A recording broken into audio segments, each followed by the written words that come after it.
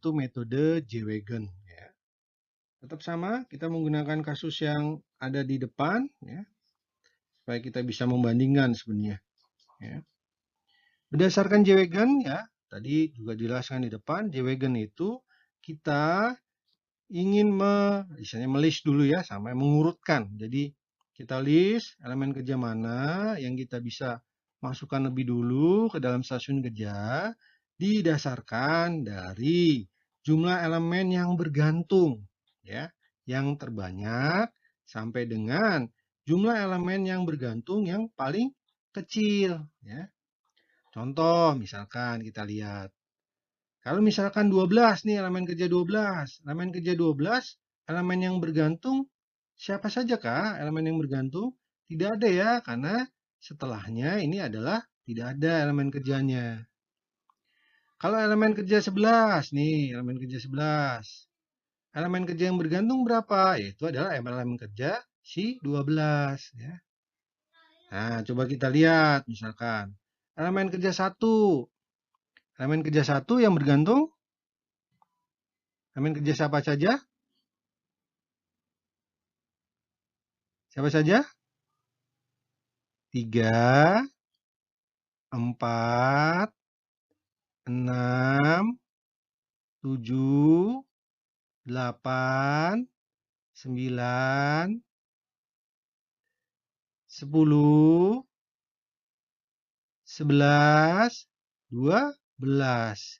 Sehingga jumlah elemen yang bergantung adalah 1, 2, 3, 4, 5, 6, 7, 8, 9. Jadi elemen kerja 1, elemen yang bergantung sejumlah 9. Kalau elemen kerja 2, gimana kalau elemen kerja 2? Gimana elemen kerja 2 yang bergantung? Bisa? Elemen kerja 2 yang bergantung adalah elemen kerja 4, elemen kerja 5, elemen kerja 8. Nah, 8 ke sana kan ya, berarti elemen kerja 9, elemen kerja 10, elemen kerja 11, dan yang terakhir adalah elemen kerja 12. Maka elemen kerja ya, elemen kerja yang bergantung jumlahnya ya, berarti 1, 2, 3, 4, 5, 6, 7, berarti 7.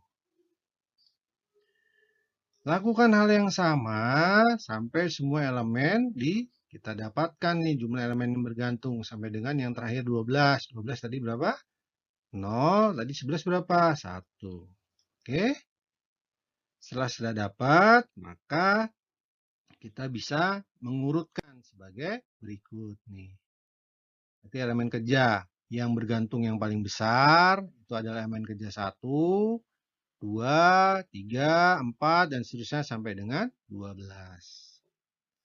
Nah, ini sebagai dasar kita dalam penentuan ya untuk memasukkan elemen kerja ke dalam stasiun kerja.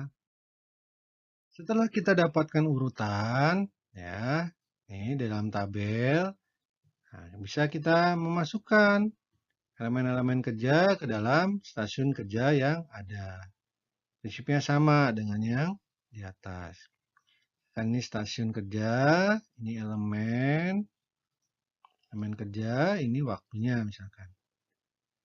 Sama ya dengan yang tadi di depan, waktu siklusnya ini adalah 1. Kita coba dulu ya, untuk di stasiun kerja 1. Ya, stasiun kerja 1. Ya. Elemen kerja yang bisa dimasukkan siapa saja? Pertama adalah si elemen kerja yang memiliki yang terbesar, yaitu adalah 9 nih, jumlah elemen kerja yang bergantung yang terbesar. Itu miliknya adalah untuk milik elemen kerja 1. Kita masukkan elemen kerja 1 di sini. Ya. Kemudian waktunya berapa? Waktunya ikut ya, 0,2. Selanjutnya, jumlah elemen yang bergantung yang terbesar berikutnya. Wah, ini ada yang sama nih. Ada yang sama-sama nih. Sama-sama 7, sama-sama 7. Ya. Ini untuk elemen kerja 2 dan untuk elemen kerja 3. Nah, karena dia sama, kita pilih salah satu. Ya. Nah, kita lihat nih. elemen kerja yang memiliki waktu proses yang terbesar yang mana nih? Nah, maksudnya adalah supaya waktu siklusnya lebih mendekati ya, total waktunya lebih mendekati dari waktu siklus. Kalau misalkan kita masukkan si 2, nah ini cuma 0,4. 0,4 tambah 0,2 berarti 0,6. Kalau kita bandingkan dengan si 3, coba kita masukkan 3 di sini. 0,7 sama 0,2. Wah, ini kan lebih dekat ya. Misalnya lebih mendekati dari waktu siklusnya. Maka kita masukkan nih si elemen kerja 3 masuk ke dalam situ. Total waktunya adalah 0,7. Nah, selanjutnya apa? Selanjutnya adalah si 2 kan ya, yang memiliki terbesar. Kalau dari segi syarat di sini juga bisa memenuhi dari presiden diagram, tetapi dia tidak bisa memenuhi dari total waktu di stasiun kerja tersebut harus lebih kecil sama dengan dari waktu siklus. Kalau elemen kerja 2 kita masukkan ke dalam stasiun kerja 1, maka total waktu elemen kerja di stasiun kerja 1 menjadi lebih dari waktu siklusnya. Totalnya di situ didapatkan adalah 0,2 tambah 0,7 tambah 0,4. Jadinya 1,3 lebih besar, berarti tidak masuk.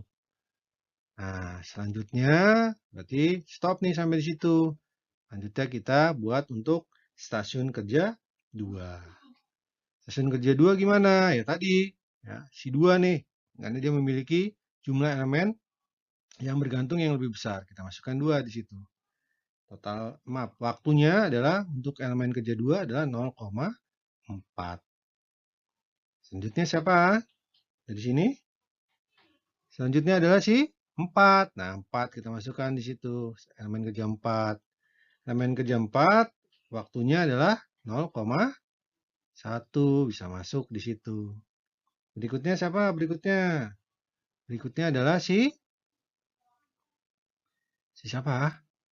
Ayo, siapakah? Yang berikutnya adalah, lihat di sini nih. Di sini adalah si 4, ya tadi 4 sudah. Kemudian si 5 atau 6 atau 7, ya. Sama prinsipnya dengan yang tadi, ya. Kalau kita 5 kita masukkan, nih karena dia nilainya sama ya. Kalau 5 kita masukkan, ya, berarti total waktunya ya, itu menjadi 0,8. Kalau 6 kita masukkan, total waktunya menjadi 0,61. Kalau 7 kita masukkan, menjadi totalnya adalah 0,82. Lebih besar kalau kita memasukkan 7 dibandingkan dengan 5. Maka kita masukkan di situ elemen kerja elemen kerja apa tadi? Elemen kerja si 7 kita masukkan di sini. Sini adalah tadi waktunya 0,3, berapa tadi? 2. Kalau di total ini adalah 0,82. Yang berikutnya siapa? Tadi yang sama adalah 5 sama 6. Kalau dari presiden diagram dia tetap masuk. Nah, cuman kalau kita memasukkan 5 di sini, total waktu di stasiun kerja tersebut melebihi dari waktu siklusnya. Ya, kalau kita tambahkan di sini jadinya 1,12. Nah, yang memungkinkan itu adalah si 6. Kalau 6 kita masukkan, kenapa? Karena dia waktunya adalah 0,11. Totalnya ini masih lebih kecil dibandingkan dengan waktu siklusnya, yaitu adalah 1. Karena ini harus lebih kecil sama dengan 1. Ya. Selanjutnya kita teruskan berarti untuk yang 3. Yang 3 berarti ya tadi kita masukkan 5 dan seterusnya sampai semua elemen kerja dimasukkan ke dalam stasiun kerja. Maka didapatkan hasil pengelompokannya sebagai berikut untuk J-Wagon. Stasiun kerja 1 terdiri dari elemen 1 sama 3. Stasiun kerja 2, 2, 4, 7, 6. Stasiun kerja 3, 8 dan 5. Stasiun kerja 4, 10 dan 9. Stasiun kerja 5, 11 dan 12. didapatkan total waktu tiap stasiun 0,9, 0,93, 0,9, 0,85 dan terakhir adalah 0,65 dan terakhir adalah 0,62 ya. Lakukan hal yang sama untuk ketiga metode lagi yang di atas tadi ya, sama ya. Kita bisa menentukan berarti dari tabel tersebut, yaitu idle time-nya kita bisa tahu berdasarkan rumus yang ada. Balance delay-nya juga sama, kita bisa tahu dari rumus yang ada.